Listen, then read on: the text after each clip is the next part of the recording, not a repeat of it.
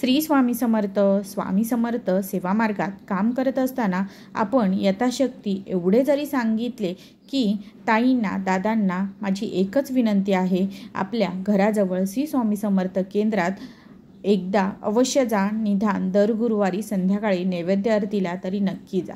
आरतीनंतर तेथे जे सेवेकरी मार्गदर्शन करतील त्यांनी सांगितलेली माहिती लक्षपूर्वक ऐकली तरी खूप काही बदल आपल्या जीवनात होतात. मार्गदर्शन करणारे सेवेकरी हे मात्र निमित्त असतात.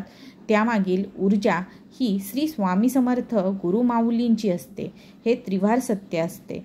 गुरुमाऊली सांगतात, एखादी दुःखित, पीडित, समस्याग्रस्त व्यक्ती केंद्रापर्यंत जाण्यास सांगणे किंवा केंद्रात घेऊन येणे ही सुद्धा मोठी सेवा आहे. कारण ती व्यक्ती केंद्रात आल्यानंतर पुढील काम श्री स्वामी समर्थ महाराज करीत असतात. जी व्यक्ती ज्या दिवशी केंद्रात येते त्या दिवशी त्या व्यक्तीचे भाग्य उजळत असते. हे सुद्धा त्रिवार सत्य असते.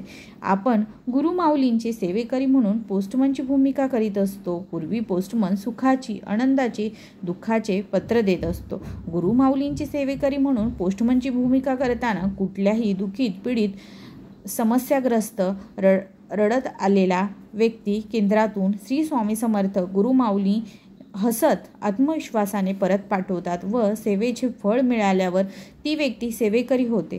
त्या व्यक्तीच्या चेहऱ्यावरील भाव बघण्यासारखे असतात. जीवनात एकदा तरी गुरुमाऊलींचे सेवेकरी म्हणून श्री स्वामी सेवा नक्की करा. श्री स्वामी समर्थ. जय जय स्वामी समर्थ.